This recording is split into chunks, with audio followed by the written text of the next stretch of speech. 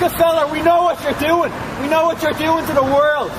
Rockefeller, your new world order will never come in. You're running out of time. Scumbag, you've rushed it. You screwed up. You're not going to stop the Irish, Rockefeller, you scumbag. We are the Irish. We know what you're up to. We know what you're up to, Rockefeller. It's all going to come tumbling down.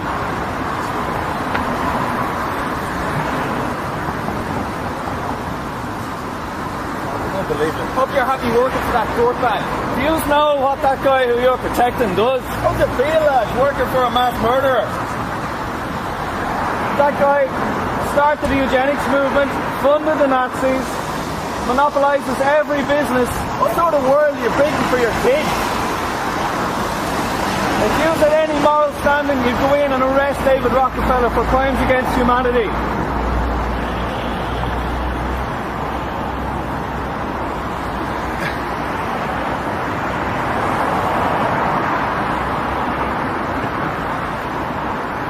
It's gonna come down, Rockefeller. You've messed it up.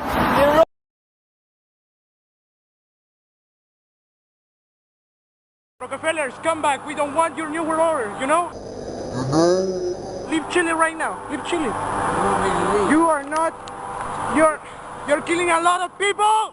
You're killing a lot of people! Leave here! Leave Chile right now! Leave Chile! Leave Chile! We don't want your world government! Leave Chile right now! Leave Chile, okay? Leave Chile! Your family is the most disgusting in the world, you know? Leave here! Leave! Leave. You also, you're a traitor to Chile. Mr. Agustin Edwards, you're a traitor to Chile, okay? You're a traitor to Chile. What you're doing right now, okay? Okay? Okay? You know everything. You know everything. You're participating with him. You're participating with him in this. Your world government will fail, okay? It will fail! Your world government will fail! Will fail! Will fail! You know it! Leave Chile right now! We don't want you here! We don't want your disgusting thing here! Leave Chile now!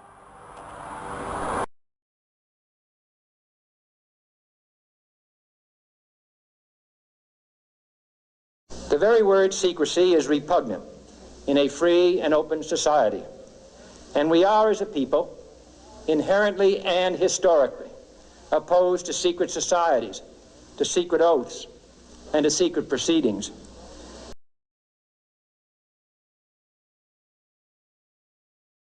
Covenant. This was apparently written by John D. Rockefeller, like in the early 1800s. An illusion. It will be so large, so vast, it will escape their perception. Those who will see it will be thought of as insane. We will create separate fronts to prevent them from seeing the connection between us. We will behave as if we are not connected to keep the illusion alive. Our goal will be accomplished one drop at a time as to never bring suspicion upon ourselves. This will also prevent them from seeing the changes as they occur. We will always stand above the relative field of their experience, for we know the secrets of the Absolute. We will work together always and will remain bound by blood and secrecy. Death will come to he who speaks. We will keep their lifespan short and their minds weak while pretending to do the opposite. We will use our knowledge of science and technology in subtle ways so they will never see what is happening. We will use soft metals, aging accelerators, and sedatives in food and water, also in the air. They will be blanketed by poisons everywhere they turn. The soft metals will cause them to lose their minds. We will promise to find them a cure on our many fronts, yet we will feed them more poison. The poisons will be absorbed through their skin and mouths. They will destroy their mind and reproductive systems. From this, their children will be born dead, and we will conceal this information. The poisons will be hidden in everything that surrounds them, in what they drink, eat, breathe, wear. We must be ingenious in dispensing the poisons, for they can see far. We will teach them that poisons are good, with fun images and musical tones. Those they look up to will help. We will enlist them to push our poisons. They will see our products being used on film and will grow accustomed to them and will never know their true effect. When they give birth, we will inject poisons into the blood of their children and convince them it is for their help. We will start early on. When their minds are young, we will target their children with what children love most, sweet things. When their teeth decay, we will fill them with metals that will kill them and steal their future. When their ability to learn has been affected, we will create medicine that will make them sicker and cause other diseases for which we will yet create yet more medicines. We will render them docile and weak before us by our power. They will grow depressed, slow, obese, and when they come to us for help, we will give them more poison. We will focus their attention toward money and material goods so they may never connect with the inner self. We will distract them with fornication, external pleasures, and games so they may be with the oneness of it all.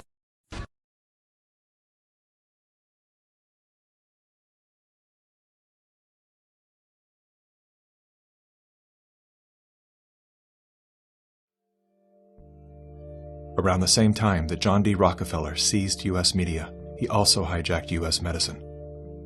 When it was discovered that drugs could be produced from petroleum, America's top oil mogul ordered his army of propagandists to invert reality accordingly. Medicines used for thousands of years were suddenly classified as alternative, while the new, petroleum-based, highly addictive, and patentable drugs were declared the gold standard. After buying the German pharmaceutical company that manufactured chemicals of war for Adolf Hitler, Rockefeller leveraged his political influence by pressing Congress to declare natural healing modalities unscientific quackery. Rockefeller then took control of the American Medical Association and began offering massive grants to top medical schools under the mandate that only his approved curriculum be taught. Any mention of the healing powers of herbs, plants, and diet was erased from most medical textbooks. Doctors and professors who objected to Rockefeller's plan were crucified by the media, removed from the AMA, and stripped of their license to teach and practice medicine. Those who dared to speak out were arrested and jailed. When evidence began to emerge that petroleum-based medicines were causing cancer, Mr. Rockefeller founded the American Cancer Society, through which he suppressed that information. John D. Rockefeller is duly credited as the founder of the pharmaceutical industry, and the reason that medical error is currently the third leading cause of death in America. This is not an indictment against doctors. More than anyone, they are under the stranglehold of the single largest lobbying power in Washington. Every year, the pharmaceutical industry spends at least twice the amount as big oil to influence laws, policies, and public perception. Thanks to Mr. Rockefeller, the architect of American monopolies, no industry has more power over our lives than Big Pharma.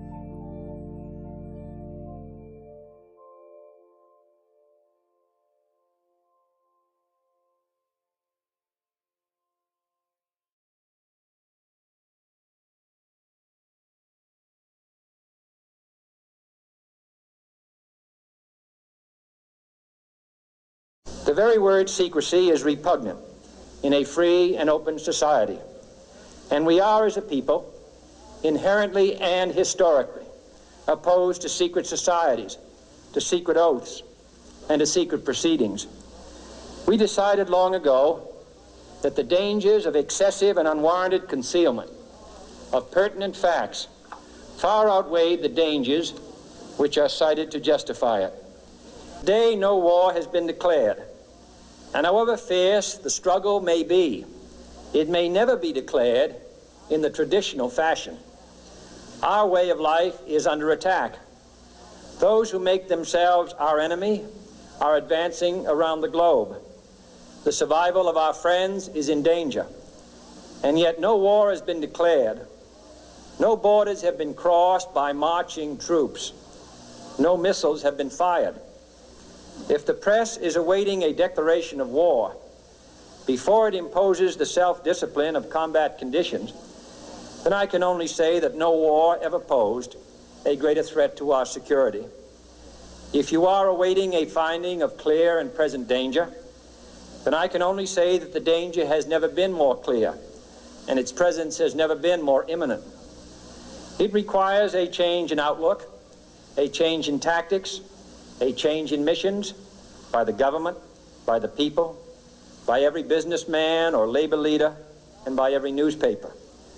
For we are opposed around the world by a monolithic and ruthless conspiracy that relies primarily on covert means for expanding its sphere of influence, on infiltration instead of invasion, on subversion instead of elections, on intimidation instead of free choice, on guerrillas by night instead of armies by day. It is a system which has conscripted vast human and material resources into the building of a tightly knit, highly efficient machine that combines military, diplomatic, intelligence, economic, scientific, and political operations. Its preparations are concealed, not published. Its mistakes are buried, not headlined. Its dissenters are silenced, not praised. No expenditure is questioned, no rumor is printed,